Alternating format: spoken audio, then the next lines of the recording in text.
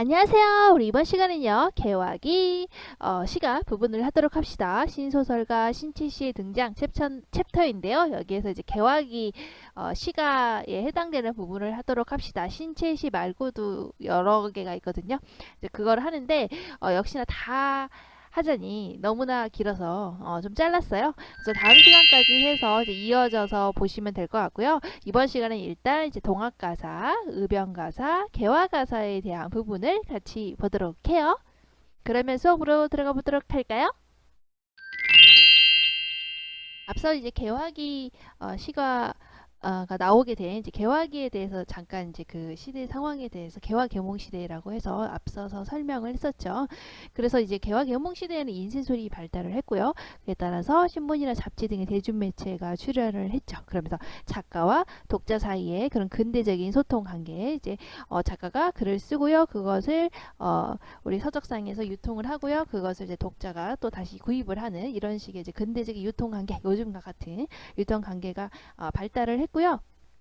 그리고 어땠어요? 이제 1900년대 전후에 이제 근대적인 기업의 성격을 띤 출판사, 서점, 신문 이런 것들이 등장을 하게 됐죠. 이제 그리고 어때요? 또 이제 근대적인 인쇄 산업이 출현을 했고요. 또 다양한 매체들이 등장을 하게 되면서 이제 국문운동 이게 활발하게 전개가 되고 그렇게 얘기를 했었죠. 이제 그게 개화 계몽 시대 개화 계몽 시대의 특징이라면 이제 그에 따른 이제 개화기 시가의 이제 특징은요 여러 가지 이제 형태가 이 당시에 이제 변화하게 돼요.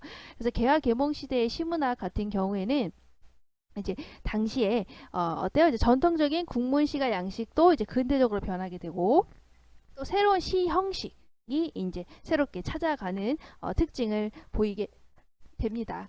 그래서 보시게 되면 이제 한문학이 이제 점차 이제 우리가 이제 개화기로 오면서 이제 근대로 오면서 한문학이 점점점 이제 쇠퇴하는 걸 볼 수가 있어요. 한문학이 쇠퇴를 하고요. 한시도 역시 이제 쇠퇴하게 되죠. 이제 한문으로 쓰여져 있는 것에 이제 그런 것들이 쇠퇴하는 거, 퇴조하는 것이 이 당시의 특징이라고 보시면 돼요. 그러면서 이제 국문을 기반으로 하고 있는 시가 형태가 중심을 이루게 되죠. 그래서 우리가 조선시대 지식층들을 생각을 해보시면 시를 지을 때는 한시를 짓고요. 또 노래를 부를 때는 또 국문으로 시조를 지어서 노래를 했었죠. 그렇지만 우리가 이제 국어 국문 운동을 이제 개화 계몽 시대에 이르게 되면서 우리가 이제 민족의 주체성을 지켜야 된다. 자주성을 지켜야 된다. 이거 결부시켜서 국어 국문 운동이 일어나게 됐다고 했잖아요.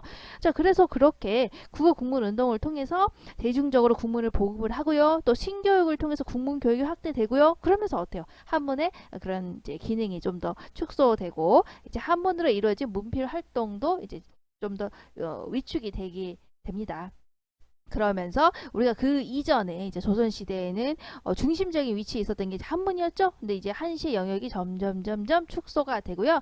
이 시기의 시문학은 이제 국문으로 이루어진 시가 형태들을 중심으로 문학사적으로 이제 의미를 가지게 되죠. 그래서 이제 개화 계몽 시대에 가장 먼저 주목해야 될 것은 바로 이제 전통 시가가 이제 좀 달라졌다라는 거예요. 그래서 이제 이거예요. 시와 음악이 이제 분리되기 시작을 한 것이죠.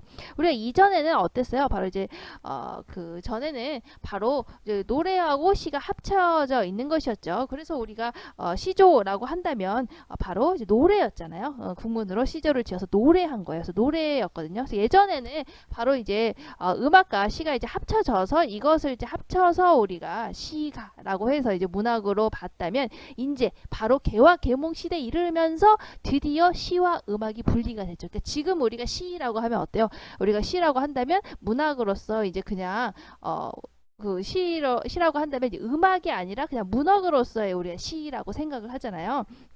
읽는 거잖아요. 글로 읽거나 이제 그렇게 되는 거잖아요. 이제 그 형식으로 바뀐 게 바로 이때, 바로 이제 개화 계몽 시대라고 생각하시면 돼요. 그래서 이 개화 계몽 시대 이전에는 음악이랑 합쳐져 있어서 노래였어요. 시조라고 한다면 지금은 우리가 이제 시조의 그 문학 작품을 본다고 할 때 이제 하나하나 이제 마치 요즘의 시처럼 읽어가면서 우리가 이제 읽어가면서 공부를 하지만 사실은 그게 이제 음악과 합쳐진 노래였어요. 노래. 근데 이제 이때 와서 만들어서 드디어 분리가 되죠. 그래서 찬곡이 분리돼서 찬곡이라는 것은 이제 노래를 하기 위한 곡조예요. 그러니까 음악이죠. 그 음악이 결국에 이제 시하고 합쳐져 있던 게 분리가 되게 돼요. 그러면서 독자적인 예술 형식이 음악으로서 얘는 음악으로 이제 따로 가게 되죠. 그 전에 합쳐져 있었던 게 이제 따로 분리가 되고 우리는 드디어 이제 시 만을 우리가 이제 여기서 드디어 문학으로 받아들이게 되는 것이죠. 그러면서 개화 계몽 시대에 그러면 시라고 하는 양식은 전부 어떻게 되겠어요? 이전과 다르게 이제 그냥 글로 읽거나 아니면 조용히 말을 하는 읊조리는 방식으로만 이제 존재를 하게 되죠. 그래서 이런 특징을 지니고 있다는 것은 이전 시대에는 어때요? 바로 시와 음악이 합쳐진 상태를 우리가 시가라고 해서 문학으로 받아들였기 때문에 그 이전 시대에는 바로 이 음악의 형식의 영향을 받았던 거예요, 시가.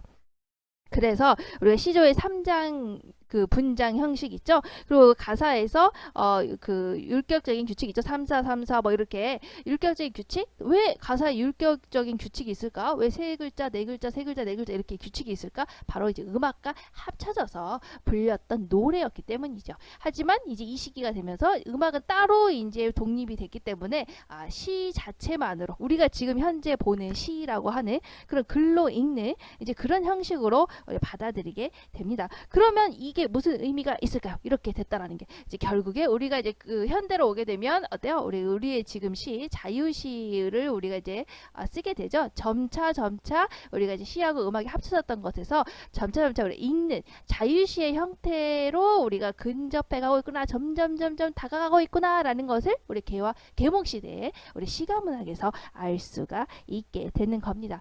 그리고 또 이 새로운 시 형태는 바로 이제 드디어 이제 국문의 글쓰기 그런 형태를 우리가 받아들이게 되면서요.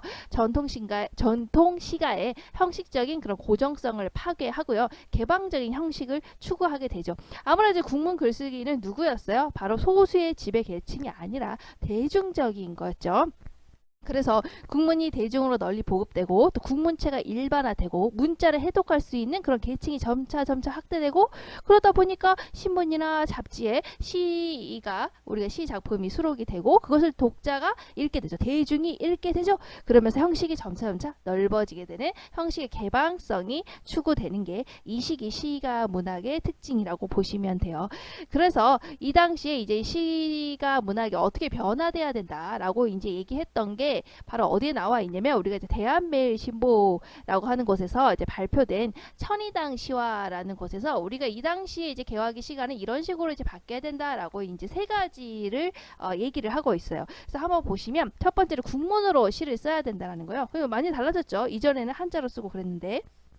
그 얘기는 어때요? 이제 국어 국문 운동의 영향에서 비롯된 것이라는 걸 알 수가 있죠. 이제 국어로 쓰는 것이야말로 민족의 고유한 심성을 표현할 수 있다. 그렇죠? 이 당시에는 이제 일제 식민지 시대였기 때문에 생각을 해보시면 일제에 저항할 수 있는 우리만의 정체성을 가지고 있는 이제 국문에 좀 더 힘을 실어주고 있다라는 걸 알 수가 있죠. 그래서 우리가 이제 국어 국문으로 쓴 시 이런 것들을 좀 중요하게 생각하고 있구나. 그래서 이때 이제 국어 국문에 의한 새로운 시가 형태가 이제 출현하겠구나라는 걸 우리가 이제 알 수가 있죠.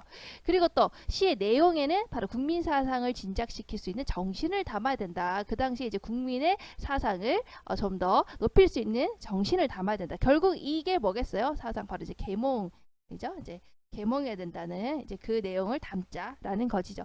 그래서 이제 우리가 계몽 하면서 이제 새로운 지식 들어오죠. 새로운 시대 정신으로 바뀌죠. 그런 가치들을 전부 다 시를 통해서 전달하자라는 것이죠. 그래서 이 시기에 이제 시 같은 경우에는 어떤 지금의 자유시처럼 내 슬픈 내 감정, 사랑에 대한 내 느낌 이런 게 아니고요. 바로 이제 계몽해야 된다라고 하는 이제 그런 어떻게 보면 집단의 공리주의적 기능으로 바뀌게 돼요. 그래서 집단적인 이념을 향하게 되는 거다. 집단적인 이념 그런 것들이 바로 주제의식으로 그 시의 내용에 담겨져 있던 게 바로 이제 이때 시의 특징이라고 보시면 돼요. 그리고 또 어때요? 시는 또 새로운 형식을 발견해야 된다라고 주장을 하고 있어요. 이제 이 얘기는 전통적인 그런 국문 시가에 대한 이제 개혁의 요구를 얘기하고 있답니다. 그래서 국문 문학의 가치를 새롭게 인식을 하고 있는 것이죠.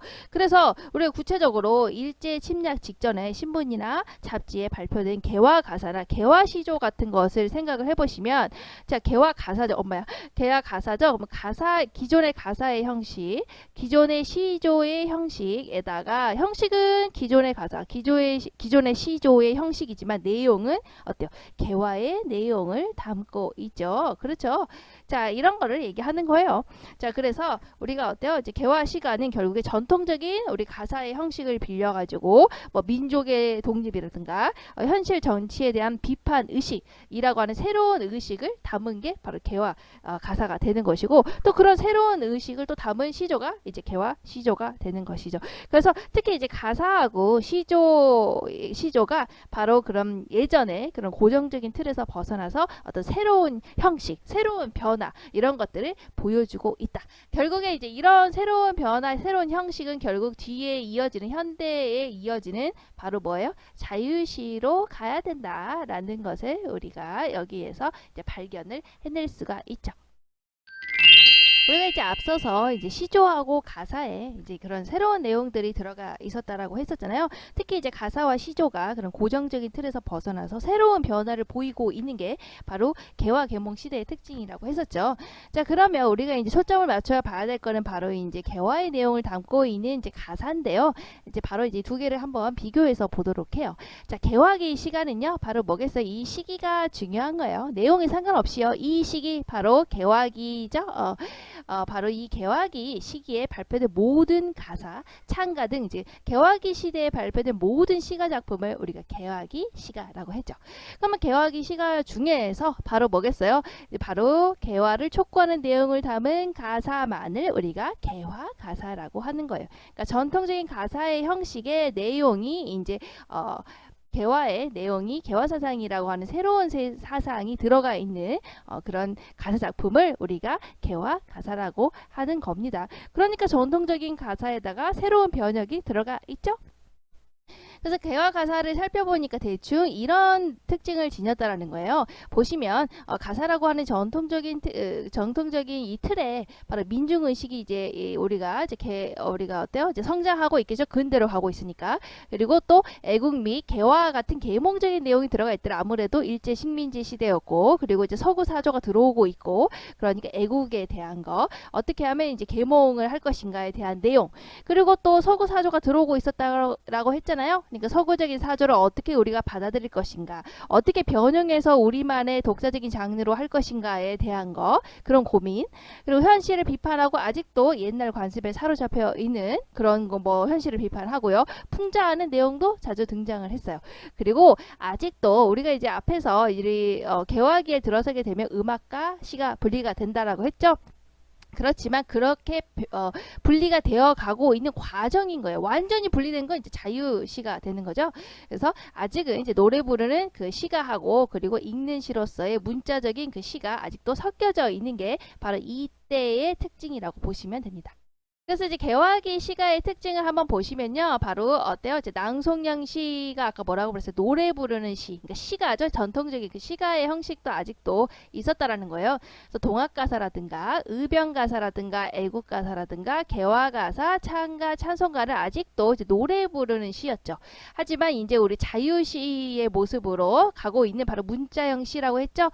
바로 뭐랬어요? 시하고 음악이 분리된 진짜 우리가 지금 읽는 시, 바로 그 문자형 시 시는 바로 최남선의 시라든가 신채시, 그리고 이광수에 의해서 창작된 창가나 신시형의 시가, 그러니까 신채시 같은 경우가 이제 자유시, 지금의 우리가 생각하는 시의 형태의 근접해 가고 있다라고 이제 보시면 되죠. 그래서 결국에 우리 개화기 시가는 어떤 특징을 지니고 있냐? 바로 개화 계몽 시대는 그 이전에 부를 수 있는 노래, 바로 시가였죠. 시가에서 이제 노래가 드디어 떨어지고 시라고 하는, 그리고 이제 읽는 시로서의 변화되어 가고 있는 그 시기가 개화기 구나. 그리고 이제 그 특징을 가지고 있는 게 개화기 시가구나. 그리고 나서 이제 완전히 현대로 오게 되면 이제 자유시에 근접하게 되는 것이죠. 우리가 이제 자유시라고 하는데 자유시가 바로 무엇일까요? 바로 형식적으로 자유로운 것도 있지만 내면이라고 하는 나의 내면을 자유롭게 담은 시가 바로 이제 자유시가 되는 거예요. 그래서 점차 이제 우리가 생각하는 현대의 이제 자유시의 형태로 바꿔가고 있는 형태, 넘어가고 있는 형태, 바로 그게 바로 개화기 시가의 특징이라고 생각을 하시면 됩니다. 자, 그럼 이어서 이제 가사 양식이 이제 어떻게 이제 개화 계몽 시대에 변화했는지 이제 보도록 합시다. 그래서 개화 계몽 시대의 시가 문학을 보면요, 조선 시대에 우리가 이제 가장 중심적이었던 게 뭐였어요? 시조와 가사였죠. 그중에서 이제 가사가 새로운 모습으로 변화된 것을 볼 수가 있어요. 왜냐면 우리가 이제 가사 작품이 시조에 비해서 우리가 형식이 개방적이라고 했잖아요. 그래서 조선시대 가사는 이제 3, 4조라든가, 그러니까 세 글자, 네 글자, 그리고 4, 4조, 네 글자, 네 글자, 이게 단순히 반복되는 율격을 가지고 있었어요. 그러다 보니 그 형식 특징만 맞으면 어떤 내용이든지 담을 수 있는 그 형식의 개방성이 있었죠. 우리 시조에 비해서요. 좀 덜 빡빡했던 거예요, 형식이. 그러다 보니까 얼마든지 반복시킬 수가 있었어요. 그래서 이런 형식적인 개방성 때문에 우리가 이제 가사는 어땠어요? 조선 전기와 다르게 조선 후기에 들어서면서 다양하게 내용이 변한 걸 볼 수가 있었죠. 그래서 조선 초기에 있었던 이제 가사는 대부분 이제 서정적인 그런 노래가 중심적이었다면 조선 후기에 이르면서 우리가 어때요? 좀 더 이야기 중심의 이제 서사적인 내용이 들어갈 수 있었던 거예요. 왜냐면 형식이 이제 개방적이었기 때문에 뭐 3, 4조라든가 4, 4조의 형식만 맞추게 된다면 어떤 내용이든지 자유롭게 들어갈 수 있었기 때문에 그랬던 거죠. 그래서 조선 후기에 우리가 어떤 게 등장을 했었어요. 바로 여행의 과정을 드러내는 이제 기행가사라든가, 또 그리고 이제 규방이라고 해서 아녀자의 그런 자신의 감정을 바탕으로 또 교훈을 강조하는 여성의 삶, 이런 것들을 드러내는 내방가사, 뭐 이렇게 다양하게 이제 조선 후기에 나타나게 됐던 거예요. 가사가 그만큼 이제 개방적이었기 때문에. 그러면 이제 개화 계몽 시대에도 역시 어떨까요? 굉장히 주제나 형식의 그런 자유로움에 따라서 다양하게 이제 나누어지게 됐죠. 그래서 가사 양식이요, 다양하게 나누어지게 돼요. 개화 계몽 시대예요. 특히 이제 내용상 어떻게 분류를 하냐면 이제 의병가사라든가 동학가사, 그리고 개화가사, 이렇게 나눌 수가 있어요. 동학가사는 당연히 우리 동학의 이념을 우리가 이때 구현하고자 하는 종교적인 성격이 강하겠죠. 그래서 주로 이제 농민층이 동학 교도였어요. 그래서 널리 이것을 암송했던 것이 바로 이제 동학가사이고요. 의병 가사는 말 그대로 이제 의병을 이제 읊은 거겠죠. 그래서 의병 활동에 참여를 했던 그런 지식층이 주로 했던 거, 그것이 바로 이제 의병 가사 라고 보시면 되고요. 개화 가사는 뭐겠어요? 바로 이제 개화 사상을 담은 가사 작품이죠. 그렇기 때문에 좀 진보적인 지식층에 의해서 신문이나 잡지에 발표됨으로써 아주 많은 독자층을 가지고 있었던 가사 형식이 바로 이제 개화 가사라고 보시면 됩니다. 그래서 이제 개화 계몽 시대의 우리의 가사 작품은요, 이제 좀 이런 형식의 특징을 지니고 있었어요. 보통 이제 분장이라고 해서 나누어져 있었어요. 작품이 몇 개 단락으로 이렇게 나누어져 있죠. 이제 시가가. 그래서 이렇게 나누어져 있었고, 그리고 이제 동일한 식구를 밑에 이제 후렴의 형태로, 이렇게 후렴의 형태로 이제 반복을 하고 있는 게 특징이라고 보시면 됩니다. 우리가 항상 이렇게 후렴을 밑에 똑같이 넣고요, 반복이 되면 무슨 효과가 있어요? 바로 이렇게 하게 되면 주제를 강조하는 효과. 그렇지, 뭔가 주제를 강조하기 위해서 후렴을 반복하는 것이다. 그렇죠? 그리고 나서 이렇게 되면 이제 분장 형태가 좀 더 분명히 드러나는 효과도 있겠죠. 자, 그래서 가사에 우리 전통적인 4, 4조 율격, 네 글자, 네 글자씩 이렇게 반복하는 그런 율격은 일제강점기의 형태가 이제 변형이 되게 돼요. 그러면서 새로운 7호조 유형, 그래서 7자, 5자 유형으로 이제 변하게 됩니다. 그래서 이 유형을 바로 이제 우리가 이제 창가라고 하는 거죠. 그래서 창가는 어떻게 보면은 가사의 이런 네 글자, 네 글자가 7글자, 5글자의 변형으로 이루어진 거기 때문에 본질적으로 가사 양식과 완전히 구별되는 새로운 시가 양식이다라고는 보기 어렵고, 가사 양식이 이렇게 조선 일제 강점기에 이르면서 형태가 변형되어서 7호조 유형으로 변하게 된 것이다. 이렇게 보시면 될 것 같습니다.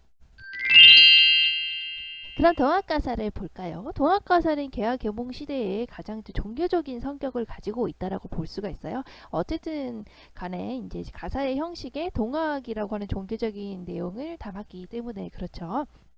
동학가사 같은 경우에는 동학을 창시한 최재우라고 하는 교주가 이제 득도했다, 자기가 득도했다라고 주장을 하는 1860년에서부터 그가 사형당하기 전인 1863년 사이에 창작된 이제 9편의 가사를 우리가 동학가사라고 합니다. 그래서 이런 것들이 있구나, 그냥 그렇게 생각하시면 돼요. 그래서 용담가, 안심가, 교훈가, 도수가, 몽중노소, 문답가, 검결, 권학가, 흥비가, 도덕가, 뭐 이런 것들이 있구나, 이렇게 생각을 하고 생각하시면 돼요. 그래서 동학가사 같은 경우에는 우리가 어떻게 지어지게 됐냐면 이제 순국문이에요. 그래서 다 모두 다 이제 국문으로 지어져 있죠. 그러니까 우리가 성격 알 수가 있겠죠.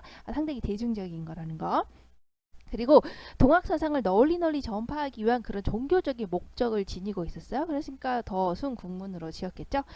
저 대부분의 동학 가사의 내용이요, 바로 무슨 내용이겠어요? 바로 이제 교주인 최재우에 어떻게 득도를 하게 됐냐, 그 과정을 노래하거나 아니면 이제 동학의 이념과 사상을 강조하는 내용이 중심을 이루고 있지만요.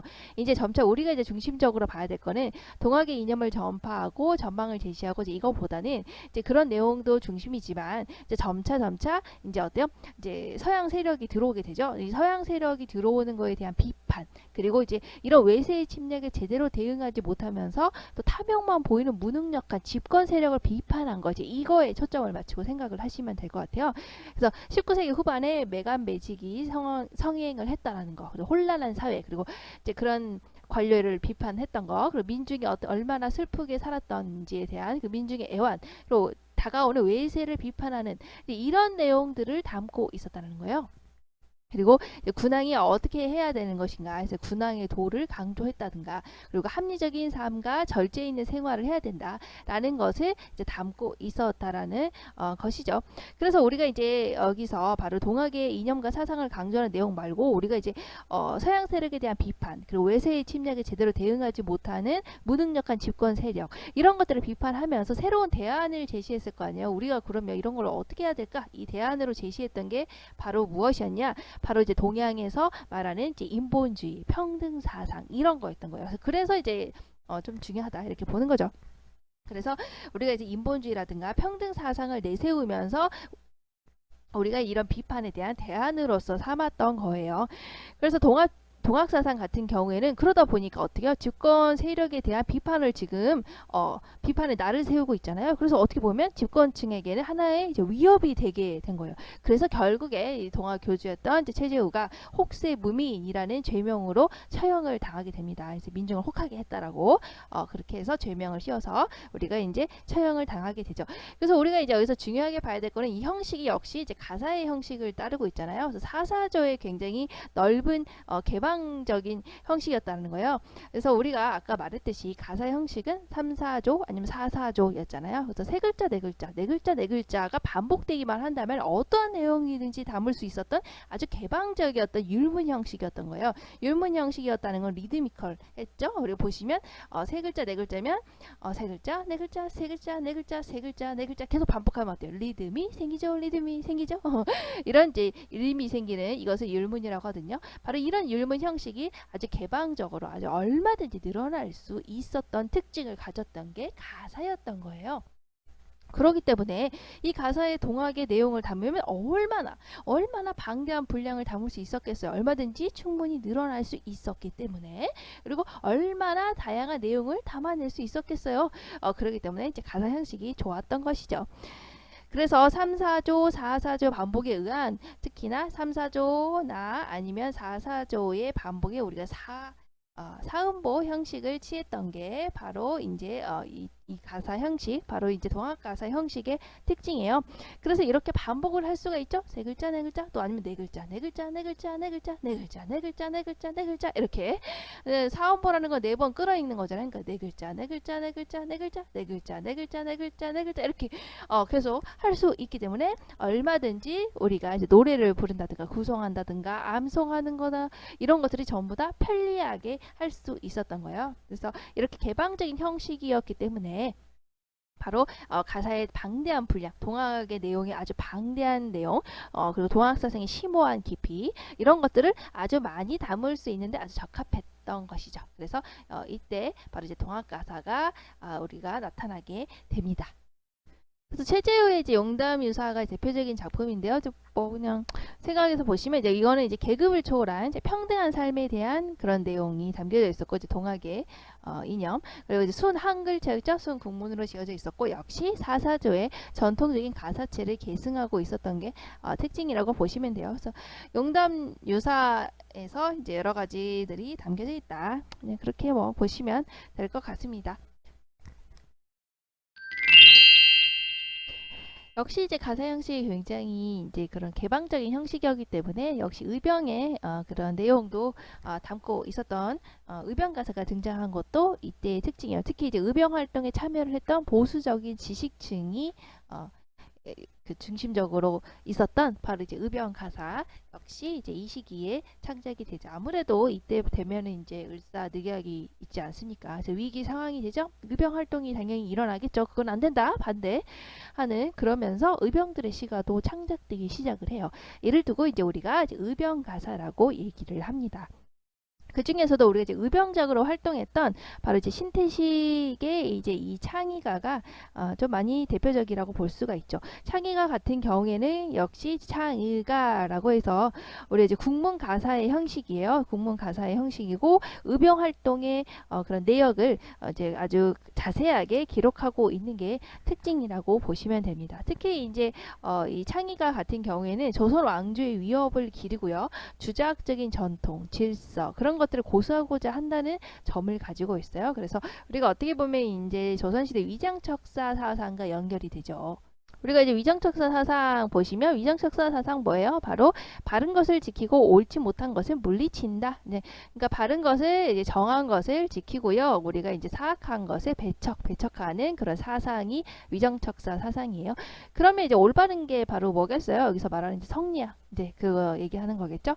성리학을 이제 우리가 지키고요. 옳지 못한 거 바로 서양 세력들 같은 거 생각할 수가 있겠죠. 이제 그런 것들을 이제 물리치자라고 하는 게 우리가 이제 위정척사 사상이 되는 겁니다. 그래서 뭐 아주 이제 전체적인 그 특징은 어쨌든 성리학 중심으로 바라보고 나머지는 배척하자라고 하는 게 위정척사 사상인데, 이게 이제 우리가 이제 바로 이제 개화 개몽 시대에 들어서게 되면서 바로 이제 애국 정신 이제 이런 거하고 이제 연결이 되게 되는 거예요. 그래서 근대화에 대한 이제 어떻게 보면 좀 부정적으로 바라보고 있는 거죠.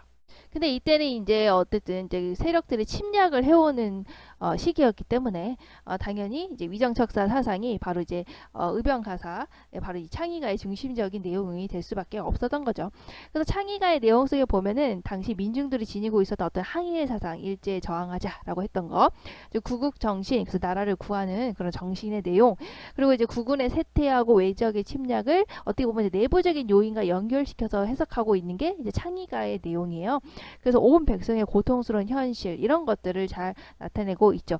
그러다 보니까 이런 국가적인 위기를 놓고 우리가 이제 가만히 있을 수 없다. 그래서 우리가 이제 의병 운동이 일어나게 된 거죠. 그래서 그러기 위해서는 우리가 이제 어때요? 이런 의병 가사를 통해서 우리가 이제 이렇게 있을 수는 없다. 우리가 뭔가 들고 일어서야 된다라고 하는 그런 집단적인 그런 의지를 담아야 되는 게 바로 이제 의병 가사의 특징이었던 거예요. 그래서 우리가 의병운동 같은 경우에는 을사늑약을 전후해서 전국적인 규모로 전개가 되다가 일본이 이제 탄압을 하게 되면서 패배했던 게 바로 이제 그런 의병운동이었는데요. 그런 의병 가사는 바로 그런 의병들의 어떻게 보면 민중에 대한 우리가 이제 나라를 살려야 된다라고 하는 그런 의지를 잘 드러낸 작품이라고 볼 수가 있죠. 그래서 의병의 이제 영웅적인 활약사를 보통 이제 내용으로 담고 있고요. 집단적인 의지, 우리가 이제 들고 일어서야 된다라고 하는 걸 이제 이야기 형식으로 구현하고 있더라. 그래서 일본에 대한 적극적인 비판, 그렇죠? 대결 의지, 우리 항일 의지, 싸워야 된다. 의병이니까요. 그리고 전제 군주제를. 그런데 이제 내용 속에서는 바로 이제 정한 것을 지킨다라고 해서 성리학 중심적으로 전제 군주제를 옹호하고 유교적인 가치를 오히려 우리가 회복해야 된다라고 하는 것처럼 의병 가사는 우리가 이제 일제에 저항하는 거지만 내용을 잘 보면 굉장히 보수적이고 어떻게 보면 좀 전근대적인 성격을 지니고 있다라는 것도 바로 이제 이 당시 의병 가사의 특징이라고 보시면 됩니다.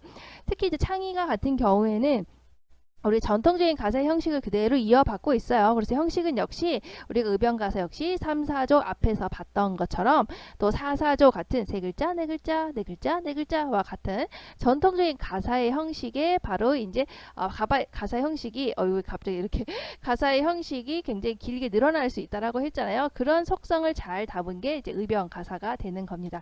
그래서 우리가 이제 세 글자, 네 글자, 네 글자, 네 글자 그리고 사음보로 계속 반복되는 이런 개방적인 형식은 어때요? 뭐라고 그랬어요? 노래 부르기가 아주 효과적이라고 했죠? 노래 부르기 좋다. 그 얘기는 뭐예요? 우리가 들고 일어서야 된다라고 하는 집단적인 의지를 전국적으로 막 불러 일으켜야 되잖아. 이 의변 가사를 부르면서 그러기에 굉장히 효과적이었다라는 거예요. 그래서 이런 노래 형식으로 우리가 부르고 많이 퍼뜨리기, 우리의 집단적인 의지를 널리 퍼뜨리기에 굉장히 좋은 형식이었다는 거죠. 이 가사 형식이. 그래서 이제 이렇게 의병의 내용을 담은 의병 가사가 나타나게 된 겁니다.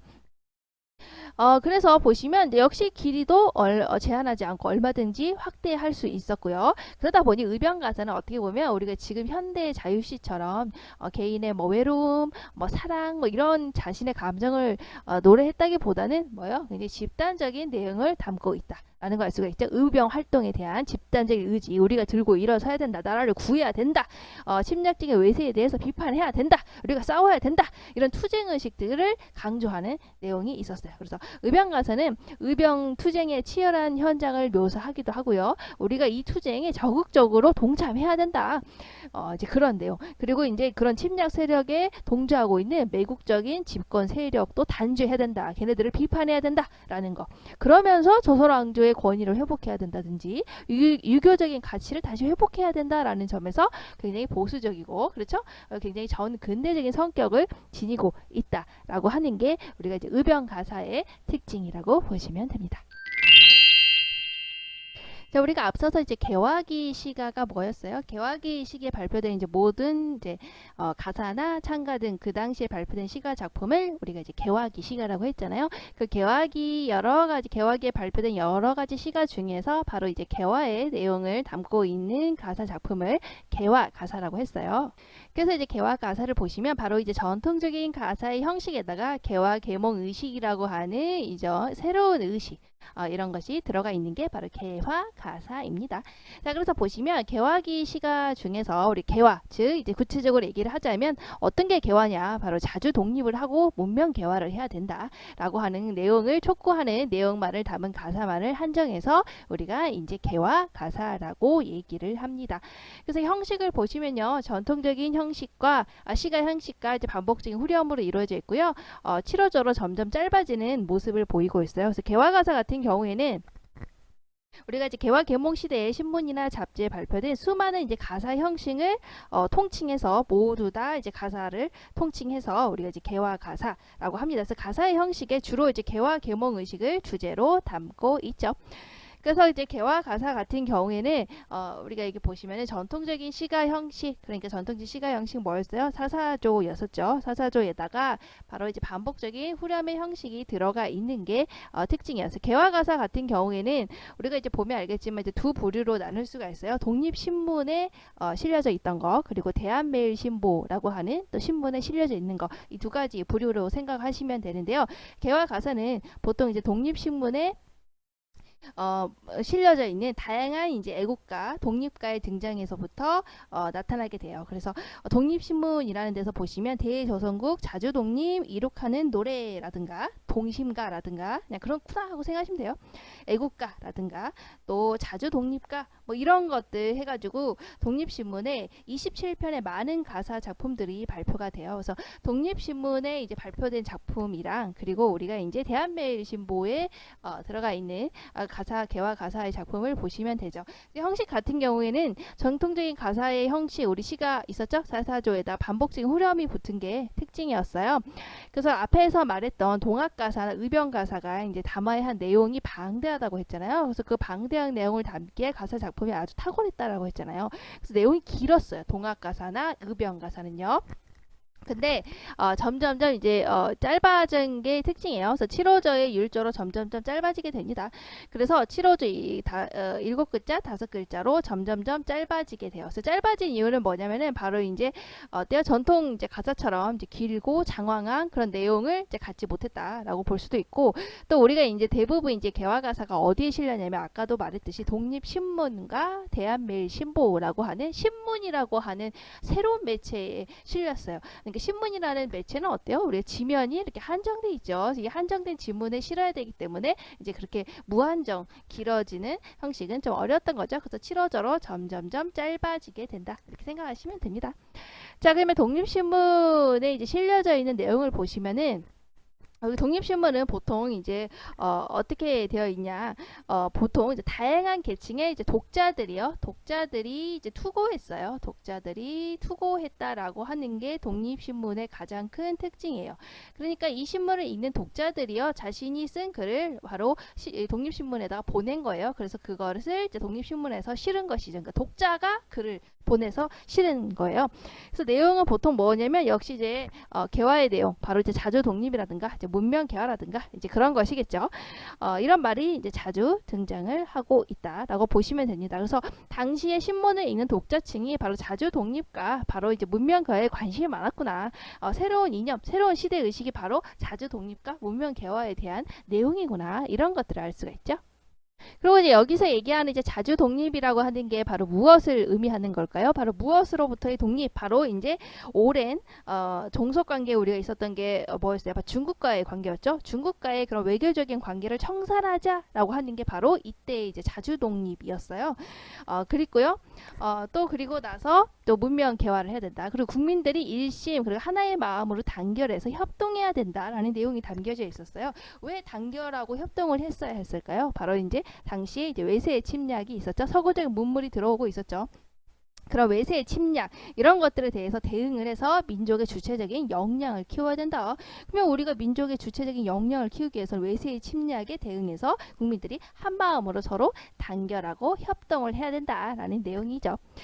자, 그래서 이렇게 민족 전체의 단합과 협력을 이루어야 우리가 이제 침략을 하고 있는 외세를 막아낼 수 있고, 또 이렇게 단결을 해야만 국가가 부강을 할 수 있다라는 것을 주장을 하고 있었어요. 자, 그리고 또 새로운 문물에 대한 사상, 지식 교육에 이제 필요하겠죠. 그 당시에 이제 새로운 문물이 들어오는 시기가 개화 개몽 시기였으니까요. 이제 그런 것들이 필요하다라고 하는 가사도 많이 읽고요. 또 낡은 제도와 뒤떨어진 지식을 가지고는 우리가 문명 개화의 이상을 이룰 수 없다. 그러니까 서구의 새로운 문물과 과학적인 지식과 합리적인 사고 방식을 익히자. 또 그렇게 익히는 것은 본거적인 조선 사회에서 벗어날 수 있는 유일한 방법이다. 이제 뭐 그런 내용이 담겨져 있죠. 그래서 우리가 이제 서구의 그런 것들을 받아들여서 문명 개화를 잘 이룩하기 위해서는 국민 모두의 각성이 필요하고 폭넓은 교육이 필요하고 그런 내용이죠. 그래서 결국에 개화 개몽 운동의 핵심적인 내용은 뭐였어요? 신교육 운동이 되는 것이죠. 그래서 이제 교육이 필요하다는 거예요. 우리가 새로운 문명 개화를 이루기 위해서는 새로운 그런 폭넓은 교육, 서양의 문물을 받아들이는 폭넓은 교육이 이루어져야 된다라고 해서 신교육 운동이 되었죠.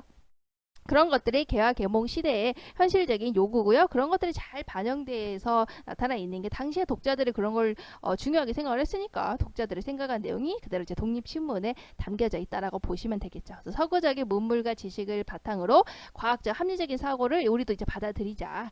신교육 운동. 그러면서 그런데 이제 또 특이하게 본거적인 이념을 따라야 된다라는 것도 들어가 있었어요. 그래서 이런 거 보시면 좀 모순되죠. 이제 결국에 이 왜 모순된 내용이냐? 결국에 이제 과학적 합리적인 사고를 받아들여서 개화 개몽하자. 그리고 우리가 이제 또 국가를 잘 지키자라고 하는 것들을 봤을 때 다 이제 국력, 우리가 이제 나라의 힘을 키우자라는 것을 위해서 다 이런 것들이 모순돼 보이지만 서로 합쳐져 있는 내용이구나. 이렇게 생각을 하시면 됩니다. 그래서 독립신문에 실려져 있는 개화 가사는요, 사사조의 율문 형식을 따르고 있지만 좀 부분적인 형태가 조금씩 변화된 것을 알 수가 있어요. 작품의 전체 내용을 몇 개의 연으로 이렇게 구분을 하고 있고요. 그리고 각 연마다 또 동일한 구절을 이렇게 반복을 하고 있어요. 그래서 이렇게 후렴구를 붙이고 있죠. 우리가 항상 이렇게 연을 나누고 밑에 후렴구가 동일한 후렴구가 반복되는 건 뭐겠어요? 주제가 통일적이다. 그리고 이것을 반복하는 것이다. 라는 것을 우리가 이제 알 수가 있죠. 이 주제가 중요하고 반복하는 것이구나. 라는 것을 우리가 알 수가 있어요. 그런 다음에 우리가 또 대한매일신보에 실려져 있는 개화가사도 우리가 이제 중심적으로 봐야 되는데요. 자, 대한매일신보 역시 신문이에요. 아까 우리가 앞에서 봤던 독립신문처럼요. 자, 근데 대한매일신보 같은 경우에는 1908년에서 1909년 사이에 사회등이라고 하는 챕터를 마련을 해서요. 거기에 이제 이 사회등이라고 하는 이제 고정란에 요 챕터에다가 개화가사를 실기 시작을 했어요. 그래서 우리가 이제 사회등의 이 난에 개화 가사가 계속 실렸죠. 그래서 우리가 대한매일신보에 실려져 있는 개화 가사를 우리가 이제 사회등 가사라고 하죠. 사회등 난에 실려져 있기 때문에. 그래서 근데 우리가 이제 앞에서 뭐라 그랬어요? 바로 우리가 이제 독립신문 같은 경우에는 독자들이 글을 보낸 것이 실려져 있는 독자 투고의 형식이었잖아요. 그런데 대한매일신보 이 신문에는요, 바로 신문사의 관계자들, 당대 지식인이나 신문사의 관계자들이 직접 썼다라고 하는 특징을 가지고 있어요. 그래서 대한매일신보는요, 목적이 뭐냐? 역시 사회 계몽을 이루고요, 여론을 형성하는 게 목적이었다고 보시면 돼요. 그래서 우리가 이제 무슨 내용이 있었냐라고 보시면 좀 특이한 내용으로 우리가 보시면 이제 구체적인 현실 정치, 사회 문제를 소재로 하고 있었고요. 국권을 회복해야 되고요, 당시에. 그리고 친일적인 지배층에 대한 비판과 풍자가 직접적으로 일어나 있는 게 특징이에요. 특히 이제 여기 우리가 대한매일신보에 실려져 있는 가사 작품들은요, 정치, 사회, 문화의 여러 방면에 걸친 그런 사건들에 대해서 자신의 논평을 바로 이제 율문의 형식, 이제 노래의 형식으로 발표하고 있는 것이라고 생각을 하시면 됩니다. 그래서 어떤 내용은 이제 사건을 그냥 개요만 설계하는 서사적인 요소를 이루는 내용도 있고, 또 어떤 사건에 대한 비판적인 견해, 주장을 내세우는 것도 있고, 또 어떤 일에 대해서 자신의 생각, 이런 것들을 말하고 있는 경우도 있고, 이제 대부분의 작품들이 우리가 을사늑약 이후에 일본의 통감부 정치가 실시되었던 시기에 발표가 됐어요. 대한매일신보에. 그렇기 때문에 당시의 정치, 사회에 대한 비판, 풍자, 이런 것들을 위주로 하는 또 시사 단편 같은 성격을 이루고 있는 게 바로 대한매일신보의 특징이에요. 아무래도 이제 지식인과 신문사 관계자들이 직접 저술을 했으니까요. 그래서 대한매일신보의 개화 가사는 자주 독립을 기원한다든지 문명 개화의 이상을 노래했던 게 바로 뭐였냐? 앞에서 독립신문이었죠? 바로 독자들이 읊었던. 근데 그거와 다르게 바로 이제 구체적인 현실 정치와 사회 문제를 소재로 비판하고 있다. 바로 이제 지식인들이 썼기 때문에 이제 그렇게 볼 수가 있겠죠.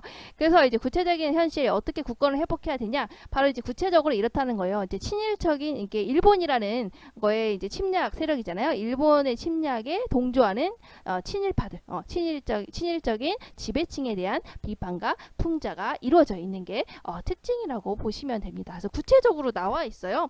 그래서 보시면 잃어버린 우리가 국권을 회복하기 위해서 국민적인 단합이 요청되고요. 그리고 나서 이 당시에 이제 국권 회복 운동이 널리 전개가 됐었죠. 아까도 말했듯이 새로운 문물을 받아들이는 새로운 교육, 신교육 운동, 국채 보상 운동, 우리가 나라의 빚을 갚자, 또 의병 운동, 이제 외세에 저항하는 의병을 일으키는 의병 운동, 이런 것들이 전국적으로 나타난 게 이 시기였잖아요. 대한매일신보는 바로 이제 우리의 국권을 회복해야 된다. 그리고 그것을 하기 위해서 노력해야 된다라고 하는 그런 개화 가사의 내용을 바로 사회등란에 고정적으로 수록을 하게 돼요. 그래서 여기에서 친일파로 지목된 구체적인 사람들을 직접 이름을 거명을 해서 이름을 직접적으로 얘기를 하면서 그들의 반역적인 행위를 막 규탄하고 비판하고 이제 그렇게 하고 있죠. 그래서 보시면 뭐 여기서 이름을 직접적으로 싣고 있는데요. 홍금섭이라든가 최영련라든가 아니면 이완용, 유명하죠. 이완용이나 성병준 같은 우리 친일 인사들을 바로 이제 여기에서 대한매일신보에서 바로 이 사회등 가사에서 직접적으로 비판을 하고 있는 게 특징이라고 보시면 돼요. 그러니까 우리가 이제 아까 말했듯이 독립신문 같은 경우는 독자의 투고 형식으로 이루어졌기 때문에 이제 독자들이 당시에 어떤 생각을 가지고 있는가, 이런 것들을 담고 있구나라는 것을 우리가 알 수가 있고요. 여기에서는 바로 이제 지식층이 하고 있었기 때문에 좀 더 구체적으로 친일적인 지배층에 대한 비판과 풍자가 구체적으로 좀 더 드러나 있는 게 좀 차이점이라고 볼 수가 있겠죠. 그래서 보시면 독립신문 같은 경우에는 좀 계몽적인 성격이 반영이 되어 있는데요. 바로 여기서는 구체적으로 비판과 풍자가 나타나 있기 때문에 바로 어떤 거냐? 바로 이제 좀 이렇게 이익만 따지는 상인들이라든가 또 주체적이지 못한 유학생이라든가 부패한 관료라든가 또 일본에 빌붙어 살고 있는 기회주의자 등을 모두 비판의 대상으로 삼고 있어요. 특히나 우리가 또 볼 수 있는 것은 여기에서 또 새로운 가치나 규범, 그러니까 우리가 이제 새로운 문물이 들어왔죠. 근데 그런 것들을 제대로 모르면서 제대로 세우지 못하는 혼란한 현실을 풍자하고 비판, 풍자하는 내용이 담겨져 있어요. 그러니까 말로는 개와 계몽이라고 하면서 새로운 가치, 규범 이런 것들 제대로 하지 못하는 그런 혼란한 현실을 이제 풍자하고 비판하고 있는 내용이 담겨져 똑같은 내용이 지금 현실을 풍자하고 비판하고 있는 내용이죠. 그래서 새로운 세대에 그러면 어떻게 하면 좋겠어요? 새로운 시대에 적응할 수 있는 도덕적인 가치, 윤리적인 규범을 우리가 제대로 확립해야 된다. 그것이 필요하다라는 것이죠. 그리고 이제 대한매일신보에 실려져 있는 개화 가사 같은 경우는요. 바로 이제 앞에서 봤던 우리가 이제 독립신문의 개화 가사와 다르게 좀 전통적인 가사의 사사적 율곡을 그대로 유지를 하고 있고요. 14개의 구를 한 연으로 해가지고 대개 10년의 길이로 고정되어 있는 게 특징입니다. 그냥 그렇구나 보시면 될 것 같아요. 이제 작품 전체가 하나의 주제 내용으로 통일된 경우도 있었고요. 하지만 이제 각각의 연에서는 서로 관련되지만 그 대상을 좀 다르게 해서, 그러니까 내용은 관련되지만 대상만 다르게 노래하는 게 또 보통이었다라고 보시면 됩니다. 역시 말미에는 역시 이 연 있고요. 마지막에는 후렴의 형태가 있었는데 후렴 왜 있을까요? 똑같은 내용을 반복하죠. 그 얘기는 그 주제를 이제 강조한다. 아시겠죠? 주제를 강조하고 있고요. 역시 후렴이 밑에 있음으로써 우리가 단락을 나누는 효과가 있죠. 이제 그런 효과가 있었구나. 이렇게 생각을 하시면 될 것 같아요. 그래서 개화 가사 같은 경우에는 이제 개화의 내용을 담고 있고요. 새로운 내용을 전통적인 가사의 형식을 빌어서 담고 있구나. 그리고 우리가 독립신문과 바로 대한매일신보로 나뉘는구나. 우리가 이제 독립신문 같은 경우에는 독자의 투고 형식으로 있었기 때문에 우리가 문명계와 자주독립에 대한 국민들이 서로 마음을 모아야 된다 이런 내용이 있었다면, 우리가 봤던 대한매일신보 같은 경우에는 보통 이제 지식인들이 많이 썼기 때문에 친일적인 지배층에 대한 비판과 풍자, 구체적으로 현실 정치를 어떻게 해야 되는가 이런 내용이 주로 담겨져 있구나. 이렇게 정리하시면 될 것 같아요. 여기까지 해도 정말 길었죠. 우리 다음 시간에는요, 뒤에 이제 창가 부분 하고요. 그리고 이제 신체시 부분, 그리고 역시 시조도 변화를 겪었거든요. 그래서 개화 시조까지 같이 공부해 보도록 합시다. 우리 그러면 다음 시간에 또 다른 문학사 시간으로 만나도록 해요. 다음 시간에 만나요. 안녕.